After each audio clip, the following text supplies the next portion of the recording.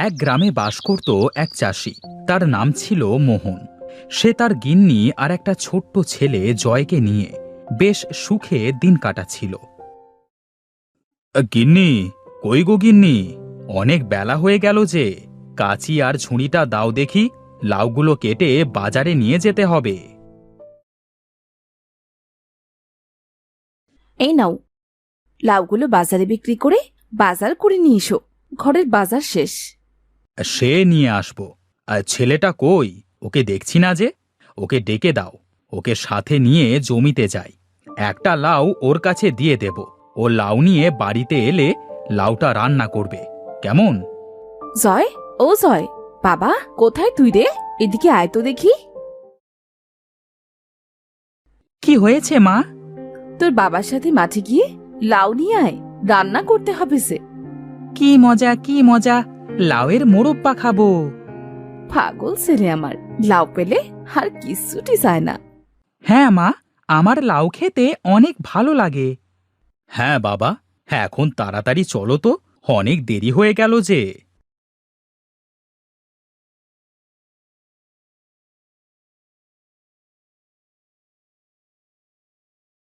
বাবা, দেখো কত লাউ।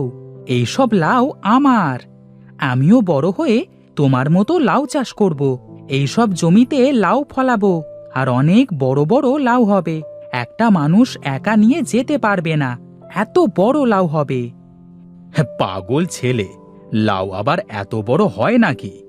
হবে বাবা, হবে। তুমি দেখো, ঠিকই হবে। হ্যাঁ বাবা, তুমি যদি মন থেকে কোনো কিছু চাও, তবে বিধাতা ঠিকই তোমাকে সেটি দেবেন। এখন নাও, লাউটা নিয়ে বাড়িতে যাও।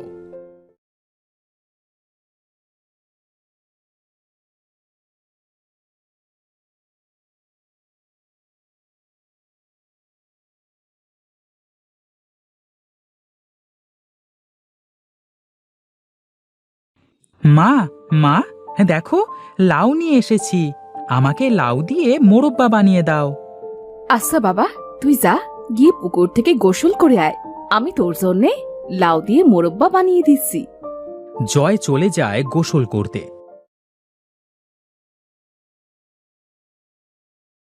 গিন্নি, ও গিন্নি, কই গো তুমি? গিন্নি ঘর থেকে বেরিয়ে এসে দেখে মোহন ঝাঁকা মাথায় করে দাঁড়িয়ে আছে, আর ঝাঁকা ভর্তি বাজার। সে কি গো, এত বাজার কিসের জন্য করেছো? কথাই বলবে শুধু, নাকি বাজারটা নামাবে? হ্যাঁ হ্যাঁ, দাও দাও। তুমি হাত মুখ ধুয়ে বারান্দায় বসো। জয় এলে আমি তোমাদের একসাথে খেতে দিচ্ছি। একটু পরে জয় এলে গিন্নি ওদের খেতে দেয়। আহা, তোমার হাতের মোরব্বা খেলে পরানটা একদম জুড়িয়ে যায়। হ্যাঁ বুঝলে গিন্নি, ছেলেটা তো আর এমনিতে লাউ খেতে এত পছন্দ করে না। তোমার হাতের জাদু আছে বলতে হবে। হ্যাঁ বাবা, তোমার ক্ষেতের লাউয়ের জাদু আছে। এরপর খাওয়া শেষ করে মোহন মাঠে চলে যায়। মাঠে গিয়ে মোহন দেখে রাতুল মন খারাপ করে বসে আছে। কি গো রাতুল ভাই, তুমি মাথায় হাত দিয়ে বসে আছো কেন? শুনলাম কয়েকদিন পরে নাকি খুব বৃষ্টি হবে, আর বন্যা হওয়ার সম্ভাবনাও নাকি আছে। কি হবে এইসব নিয়ে অনেক চিন্তা হচ্ছে, বুঝলে মোহন ভায়া। সে কি হবে না হবে তা ভেবে আর লাভ নেই, বুঝলে। আমি যাই, একটু লাউ গাছগুলো দেখে আসি।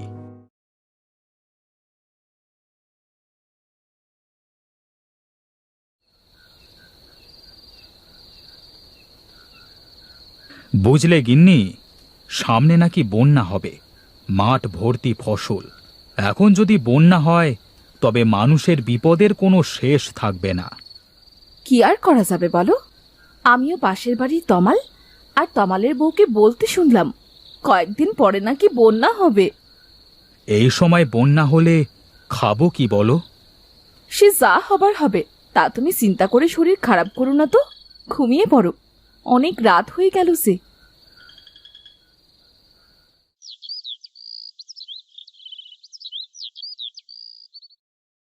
সকালে উঠিয়া আমি জোরে জোরে বলি, সারা বেলা আমি যেন লাউ খেতে পারি, আহা লাউ খেতে পারি। সকালে উঠিয়া আমি জোরে জোরে বলি, সারা বেলা আমি যেন লাউ খেতে পারি, আহা লাউ খেতে পারি। কিরে লাউ খেকো, কোথায় যাচ্ছিস? রানা, তুই আমাকে লাউ খেকো কেন বলিস? আরে তুই সবসময় লাউ খাস, তাই তোকে লাউ খেকো বলি। হি, তবে তুইও সবসময় ভাত খাস, তাহলে তুইও হবি ভাত খেকো। চত্ব সব। কি, আমাকে এত বড় কথা বললি? আমি তোকে দেখে নেব।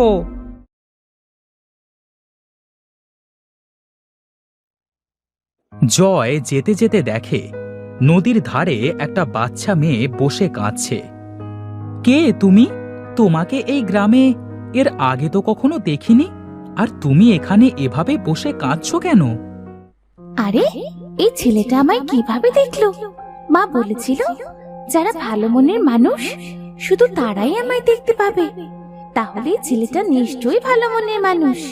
ওকে আমার মনের কথা সব খুলে বলি, ও নিশ্চয়ই আমাকে সাহায্য করবে। এরপর মেয়েটি বলতে শুরু করে, আমার নাম মায়াপরি, আমি পরি লোকে থাকি। আমার মায়ের ভীষণ অসুখ জানো, কোনোভাবেই এই অসুখ সারছে না। পরিবৈদ্য বলেছেন আমার মায়ের অসুখ সারানোর একটা উপায় আছে, আর সেটা হলো পৃথিবী থেকে রাক্ষসী লাউ নিয়ে যেতে হবে। আমাদের তো অনেক লাউ আছে, কিন্তু রাক্ষসে লাউ কি? আগে তো কখনো এমন লাউয়ের নাম শুনিনি। পরিদের জাদুর মাধ্যমে এক ধরনের বড় আকৃতির লাউ বানানো যায়, যা কেবল পৃথিবীর মাটিতেই সম্ভব। তাই আমি পৃথিবীতে এসেছিলাম। তবে তুমি তোমার কাজ না করে এখানে বসে কাঁদছো কেন? আমার জাদুর লাঠিটা এই নদীর জলে পড়ে গেছে। লাঠি ছাড়া আমি জাদু করতে পারি না গো, আর আমি সাঁতারও জানি না। ও, এই ব্যাপার। তুমি একটু দাঁড়াও, আমি এক্ষুনি তোমার লাঠিটা এনে দিচ্ছি। এই বলে জয় নদীতে নেমে ডুব দিয়ে লাঠিটা এনে দেয়। লাঠি পেয়ে পরী মেয়েটি অনেক খুশি হয়। তারপরে মেয়েটি তার জাদু দিয়ে অনেকগুলো লাউ বীজ বানিয়ে জয়কে দিয়ে দেয়। তুমি এই বীজগুলো রাখো, বাড়িতে গিয়ে বীজগুলো মাটিতে পুঁতে দিও। কয়েকদিন পর দেখবে তোমার এই লাউ গাছে অনেক বড় বড় লাউ হবে। তোমার লাউ গাছে লাউ ধরলে আমি এসে নিয়ে যাব। আর হ্যাঁ, তোমার কোনো বিপদ হলে নদীর পাড়ে গিয়ে আমায় ডাকবে, কেমন? আমি তখনই তোমার কাছে চলে আসব। ঠিক আছে মায়াপরি, আমি এখন চলি।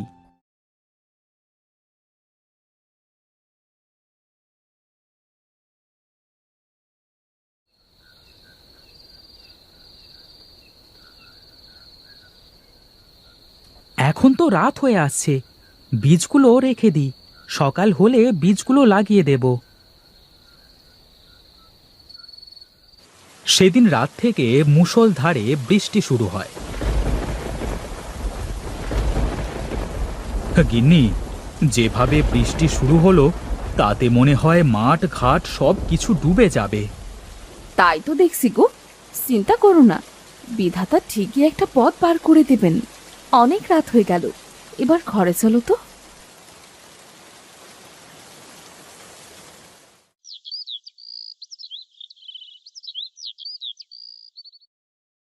পরের দিন সকালবেলায় মোহন ঘুম থেকে উঠে মাঠে গিয়ে দেখে তার সব জমি পানিতে ডুবে গেছে। হায় রে, কি সর্বনাশ হয়ে গেল আমার!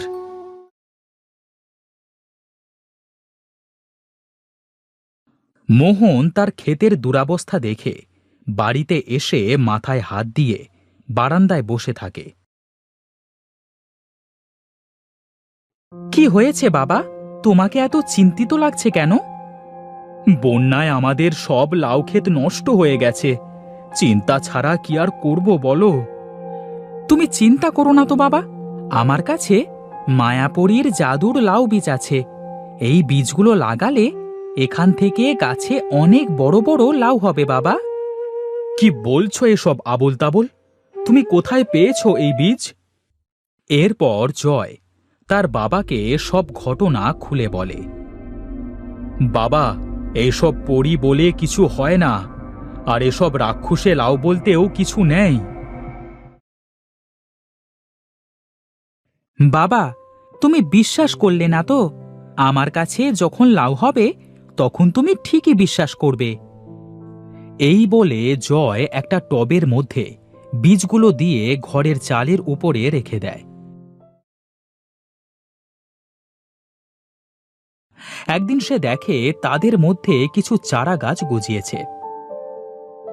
আর কিছুদিন পর গাছগুলো বড় হয়ে তার ঘরের চালের উপর বিশাল বড় বড় লাউ ধরেছে। এরপর জয় নদীর ধারে যায়। মায়াপুরী, মায়াপুরী, কোথায় তুমি? কি ব্যাপার জয়, আমাকে ডাকলে কেন?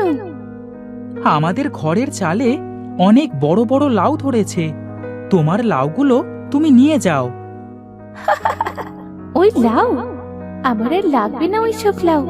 তুমি না চেয়েছিলে তোমার অনেক বড় বড় লাউ হবে? লাউয়ের প্রতি তোমার ভালোবাসা দেখে আমি খুব খুশি হয়েছি, আর তাই আমি বীজগুলো তোমায় দিয়েছি। তোমাকে অনেক ধন্যবাদ মায়াপুরী। যতদিন তোমার এই লাউয়ের উপর ভালোবাসা থাকবে ততদিন তোমার এই লাউ গাছে অনেক বড় বড় রাক্ষসী লাউ হবে। লাউয়ের প্রতি আমার ভালোবাসা সারা জীবন থাকবে। এরপর ওরা রাক্ষসে লাউ চাষ করে সুখে দিন কাটাতে লাগলো।